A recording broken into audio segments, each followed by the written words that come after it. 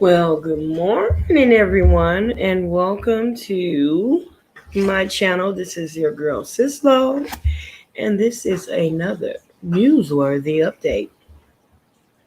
Just want to thank you guys for tuning in on this morning, and hopefully, when you rose this morning on this side of glory, you found everything well, and you found that you were doing well and happy to be in the land of the living.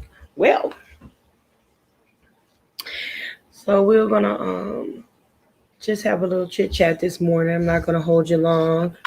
Got a busy day ahead, like pretty much everybody out here, right? But we're gonna talk about this situation at the Capitol on Tuesday, and well, I'm sorry, what was it, Wednesday? I believe it was when the Capitol was infiltrated by the maggots. I'm sorry, the maggots, something. Well, at this point, pretty much everybody that he had that was in his corner that was rooting for him is pretty much backing out slowly. No one in his camp wants to take the heat for all of the foolery that unfolded at the nation's capital. People died senselessly. They vandalized federal property, government property. They endangered the lives of federal employees, government employees, as well as police officials. The police were outnumbered. Now, the truth of the matter is that for the people that are out there making memes and teasing the police officers that ran or tried to, get backup and whatnot, I can't say that I blame those guys. These guys were absolutely outnumbered. Okay. These were outnumbered hundreds to one. And that is, although it's an estimated number on my behalf, it's picking up.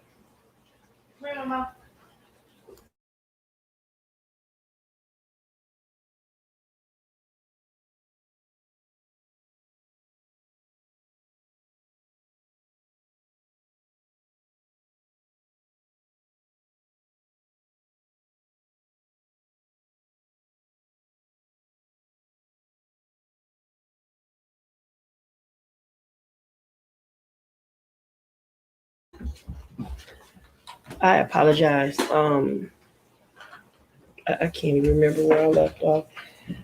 But basically, I was saying that I would not have, I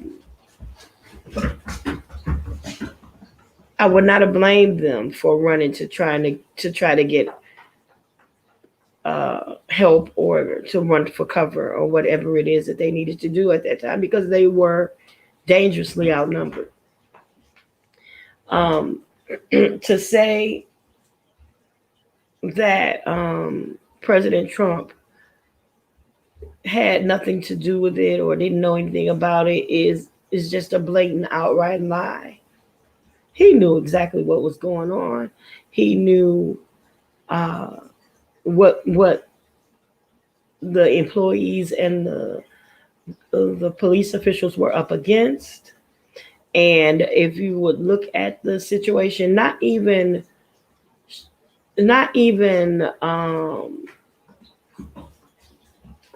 one Secret Service person was even seen. I didn't see any Secret Service. I mean, maybe I need to go back and review the video, but I don't recall seeing any Secret Service. The only people that I saw were the city employees or the city police or what have you. Um, there was absolutely no way that the state capitol should have been infiltrated that way. Absolutely no way. The barricades had 5 or 6 police officials standing on the other side of it. And there were people behind the police that were holding the barricades, encouraging the MAGAs to come forward and to infiltrate or to breach the barricades and come on through. So that should have never been able to happen. Not only did they show a blatant disregard for the law enforcement individuals that were there, but there was a blatant disregard for America in general. And here's the thing. The thing was, not only was this allowed to happen, it was encouraged to happen by the commander in chief, which is a very sad situation. Here you have the commander in chief of what's supposed to be the free world encouraging the infiltration of the nation's capital. What type of of message does this send to the rest of the world? Number one, the allies are thinking, if they're wide open like this and they're not even securing their own boundaries, then, are you making it easy for the enemy to infiltrate and to do what it is that they may design to do? Are you antagonizing individuals? And it's like, for all of the respect that this man thinks he's gaining,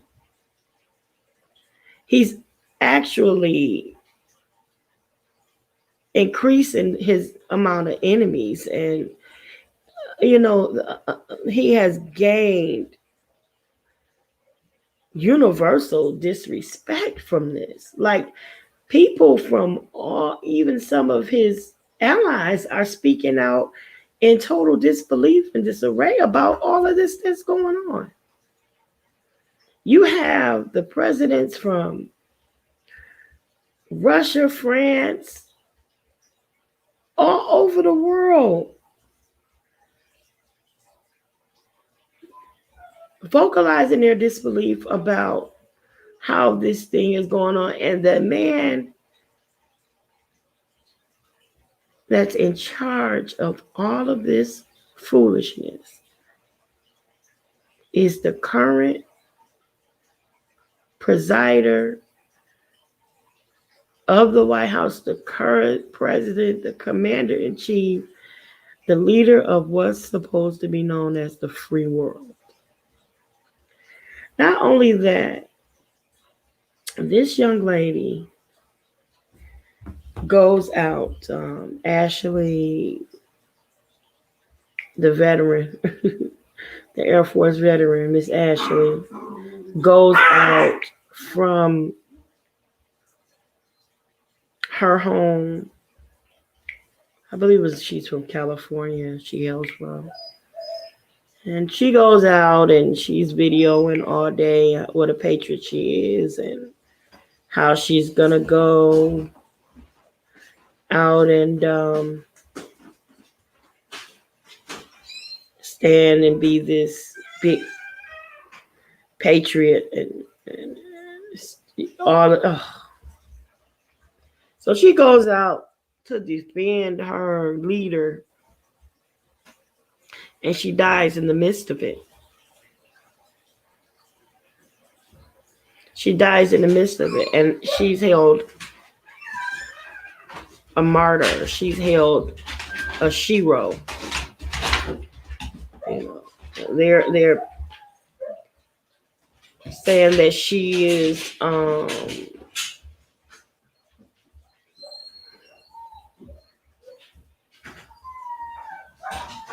she's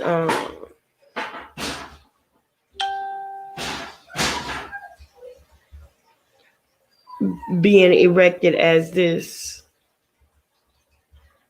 slain shero. Well, she went to do damage. She went to do damage. She went with the purposed intent to bring destruction to the capital. She went to make her presence known at the capital, and how better a way to make your presence be known as to die in the midst of it. So she was one of the individuals breaking through the White House, breaking into the White House, and she was shot. And she was shot in the neck. Now, people say she died in a line of patriotism. Oh, and then they went to give her accolades and her resume of how she was a 4-year veteran of the United States Air Force, and how she was a patriot after her own heart, and she wanted to do what she stand anything she believed in, she stood for, and blah blah blah blah blah, and so on and so forth.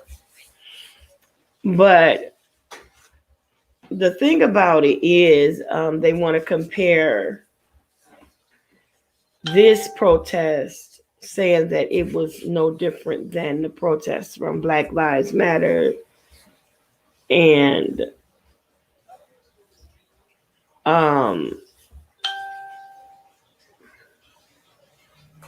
situations like this. But one Black Lives Matter's protest, that was because of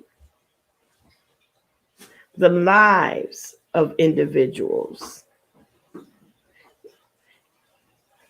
And in many instances, it was the injustices that were done to these individuals, or the lives that were taken unjustly or unjustly. So the protest came in defense of those, or in recognition of those in those situations. This protest came because he lost an election and he's a sore loser.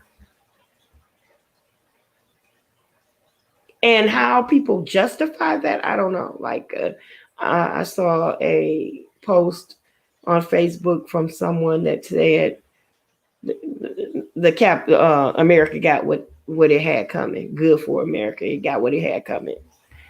You know, they deserved the maggots to trample over people and kill people and kill police officers and tear, deface, and destroy governmental property, and because Trump lost an election.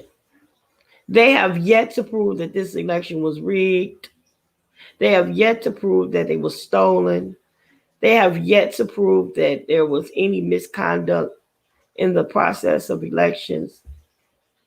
None of this has been proven. However, George Floyd, there is film and video that proves he's lying dead in the street. And 3 individuals was kneeling on him, killing him in front of everybody. There's proof that Breonna Taylor's apartment was infiltrated. She was slain, and they were at the wrong place, and they killed her. They shot and killed her, and then they rigged all of the paperwork and the testimonies to say that, oh, it was them, not us. Well, you had no business in this woman's apartment in the first place. This is more and more um, proof that the Black Lives Matters have reasons to protest. Now, I'm not saying that the looting and all of the fires and all, I don't agree with all of that. I don't agree with any of that. And you're going to have opportunists.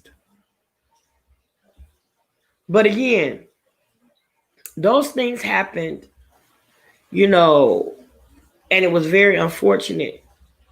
But the protest itself held up an entire different meaning. And the situation that happened in Washington the other day, the total intent for all of these people was for them to infiltrate, send a message, and destroy, to be totally destructive. And they did exactly what they intended to do. Now, the whole entire speech that their president led at the nation's capital, which simply said, we're going to march down Pennsylvania. We are going to go and we're going to show them what true patriotism really is, and let them know basically that they can't steal an election and get away with it.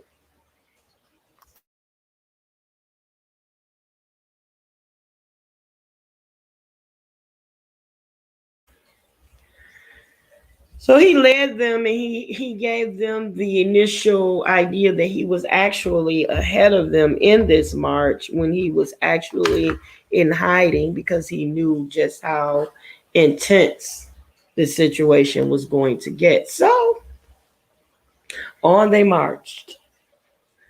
On they marched down to 1600 Pennsylvania. On they marched, and as they went along, they trampled over individuals. They trampled over law officials. Actually, they took one of the barricades that was used to hold them back. They took one of the barricades and used it as a ladder to scale the walls of the Capitol. And these people are seen scaling the walls. These people are seen detonating some type of a gas. These people are seen vandalizing, busting out windows, and removing secure barriers and walls, bars or whatnot from the windows that were put in place to keep the Capitol safe. And these were all the Trumptarians, the maggots, MAGAs, MAGA, the MAGAs, Make America Great Again. Well, this is making America great. I would hate to see them make America terrible. If this is making America great, I would hate to see them make America terrible.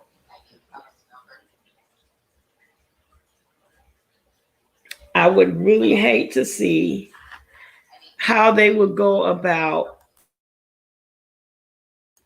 making America terrible again.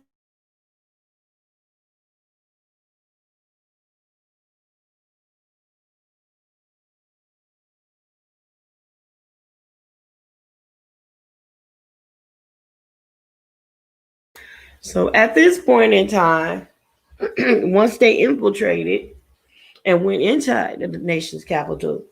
They then vandalized the property. There are reports that they urinated on the furniture. That's nasty.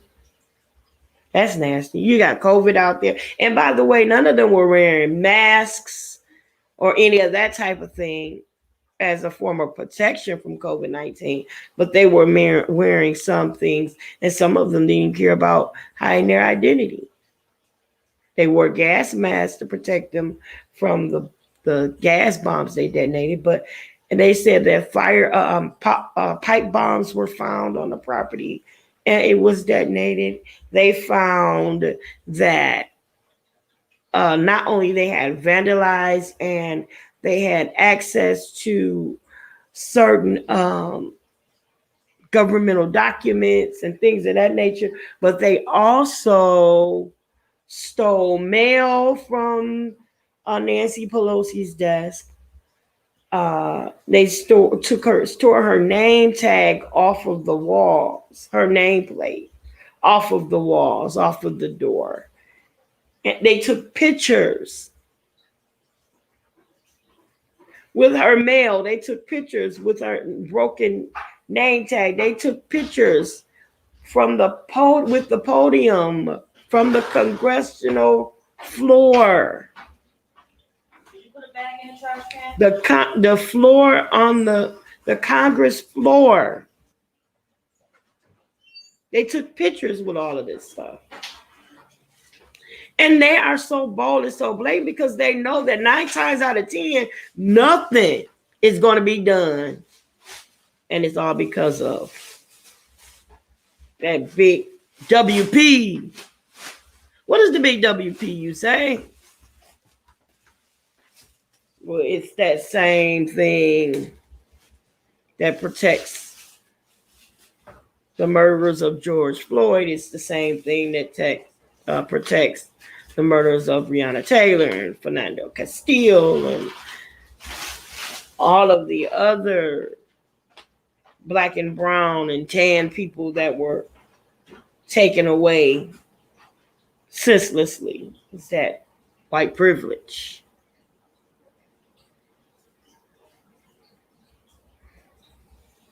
Now, I'm not saying that white privilege is a thing because I'm anti-white, because I'm absolutely not. I'm not prejudiced at all against any race or gender of person. What I am prejudiced against is prejudice. But you have a group of individuals that feel that they are superior to every other individual in existence, or they feel like every individual in existence is inferior to them, then you have a problem. These are people who think that they are so much better than the other person that they can stick their finger in your face and you're supposed to like it. When they jump, you say, "How high, sir?" These are the people that think that you were born to serve them.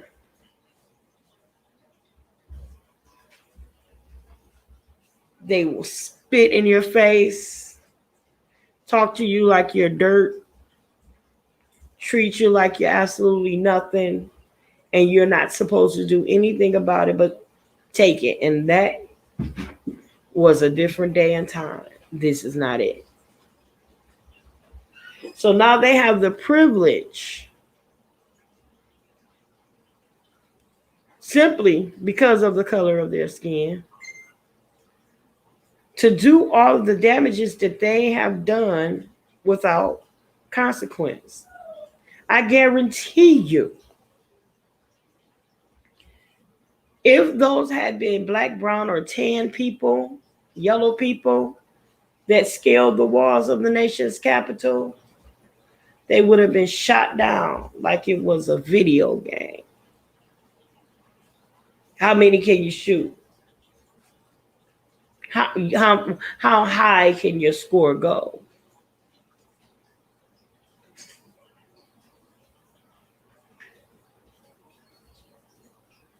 These are the things that the positive side of these protests represent.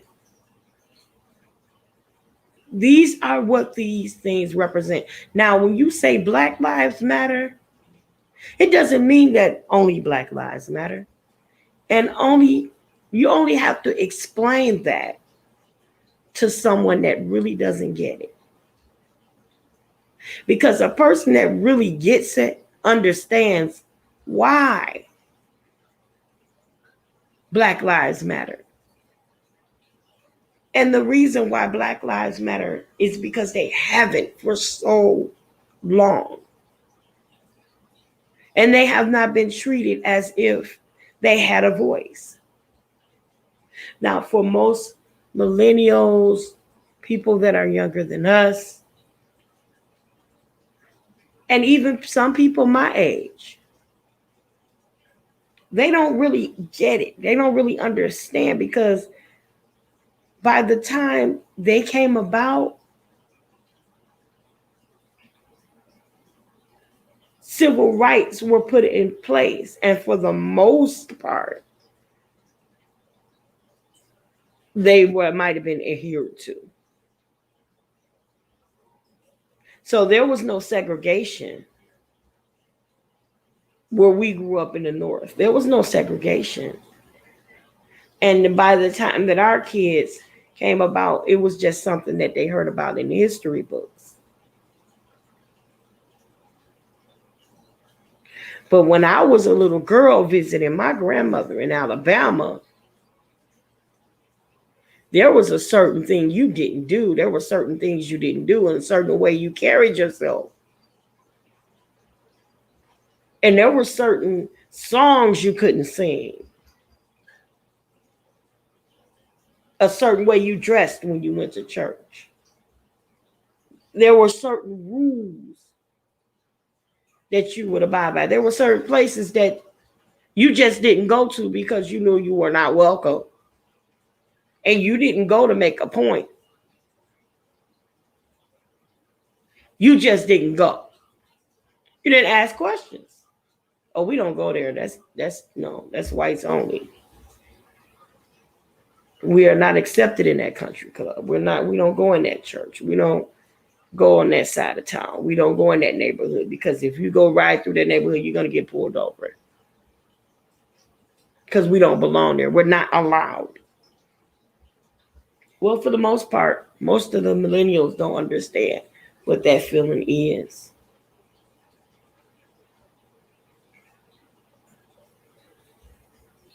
I came up in a day in Indiana where, we all played basketball together. And if we were teammates, we played on the teams together and we mingled together. But it wasn't likely that we were going to hang out with the family, and interracial marriage was still frowned upon at that time. And you had some people, and it was like when you saw movie stars, when you saw an interracial couple. That's how different it was. It wasn't as acceptable as it is today. So much has evolved, so much has changed, that what looks foreign to some of us, the older some of us, is natural to all our children and grandchildren, and even some of our great grandchildren, because they never knew what it looked like. So they really don't see what it really means. We've not had a voice for so long. We've not had a platform for so long.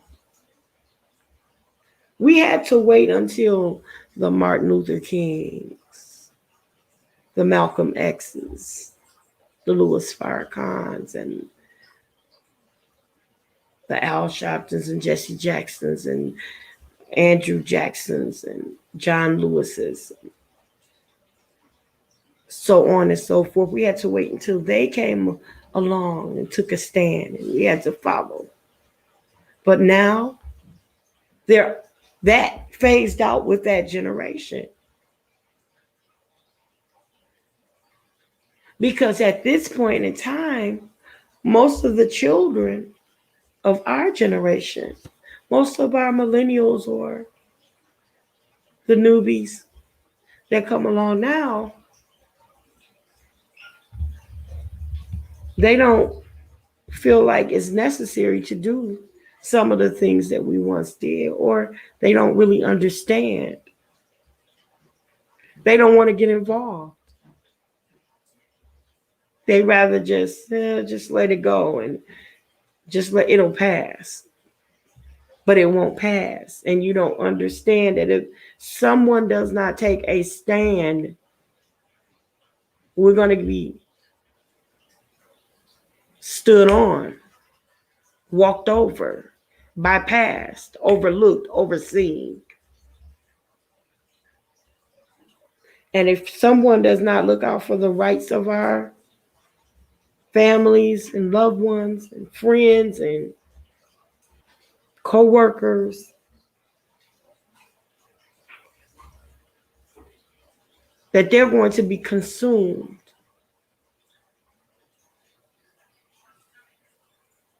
re-enslaved. Maybe not to the degree that we once were, but there's an enslavement of the mind that far exceeds a physical enslavement. So now we have to really stand up for what we believed in or be subjected to anything. There are laws now that have been passed. There was one church in particular that wanted to be recognized as a white only church. And they got the recognition that they were after. So now they are known as a white only church. So here again, they have the segregation that once existed. I mean, but for the most part, we don't want to be anywhere we're not welcome. It's not like we just got to go sit in your church because there's no other church around and no other places to worship. You have some radicals that just want to go just because they can't be there, and those are those people that suffer from that forbidden fruit syndrome. It's not all of this that you can't have. It's that little bitty thing in the corner that you can't have. So I don't want to be somewhere I'm not accepted. I don't want to be where I'm unwanted. And there are more places that I can go than I cannot go. So just for the record, that doesn't bother me. Now, is it necessary? Is it right? For them, it is. To me, it's not necessary and it's not right. Because now you open up a door for other churches to say, this is black only. This is non-gay only. This is just for the Asian. This is just for the Hispanic. That's where segregation creeps right back in. But if no one stands for and recognizes that, then no one understands that this is a thing. And it goes unnoticed and unhandled. Hang on.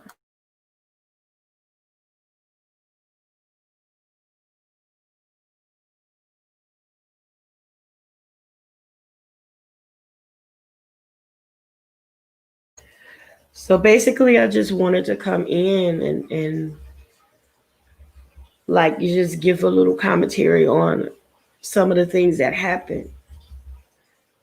Um, it's hard. I feel bad for any life that's lost. I really, really feel bad for that woman's family to have to see her slain the way she was and laying with her eyes open and wrapped in the Trump flag, dying for the cause. But I hate to see for them to see that because that picture will forever be in their minds. And that's something that they're not going to be able to ignore or overlook. They're going to see that from now on. And I really hate that. And although she did what she believed in, a lot of times, our family members make their minds up to stand for what they believe in, whether it may be a good decision or not. This is what they believe, and this is what they stand for, and that's what they do. But it affects more than just them, as we can see here. Yes, this young lady died, but her family still have to deal with all of the aftermath, which includes memorializing her and all of the legal ramifications that come along with it. She broke the law. She consciously broke the law. She knowingly did, knowing that what she did would or could have consequences, but she, at the time, felt empowered and she felt that she was doing the right thing. She did what she believed in doing, and she did it knowing that they'd had heavy consequences that came along with it. But I don't believe she thought she was going to die.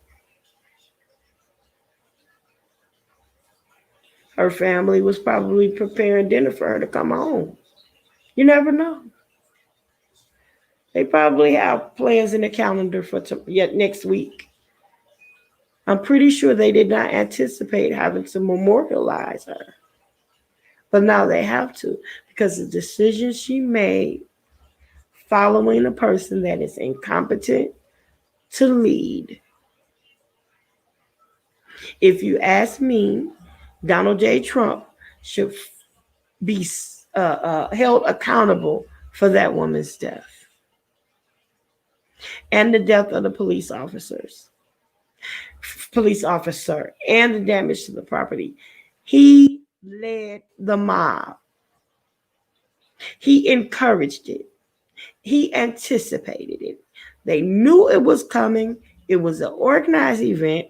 You cannot have an event that large or any protest without having proper permits or information or permission or whatever. He knew what was going on, and he led the mob, so he led that woman to her death. Period. So he needs to be prosecuted right along with the rest of them. Had it been Black Lives Matter, they put up Donald J. Trump built a whole barrier just a few months ago around the whole perimeter of the White House, right around election time. Built a big, a 6-foot steel barrier around the White House.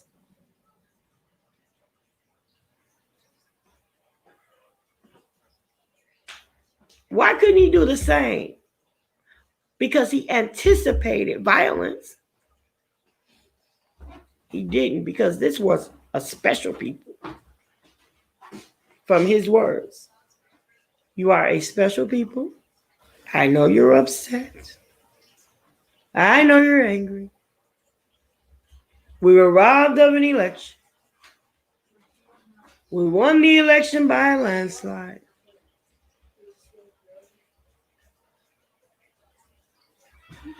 I know you're upset.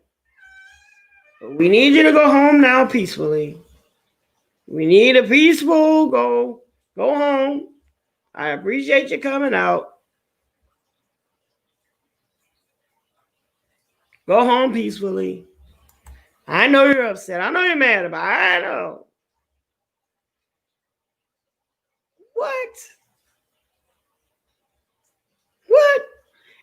And mind you, when George Floyd was murdered, when Breonna Taylor was murdered, he never said a mumbling word. He never addressed the Capitol. When this first happened, Presidents Obama, President Bush, President Carter, President Clinton, they all spoke out way before he did.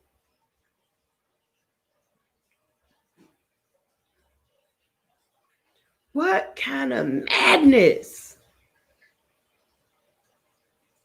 But if you remember, he said if he didn't win this election, he was not going out peacefully. And he didn't. He kept that word. So we're going to see. We'll be back. We'll be back. We're going to get us some panelists. And we'll be back. Until then, I love you guys on purpose.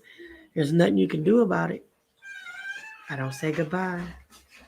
Goodbye is too permanent. So I'll just say later for now. Later.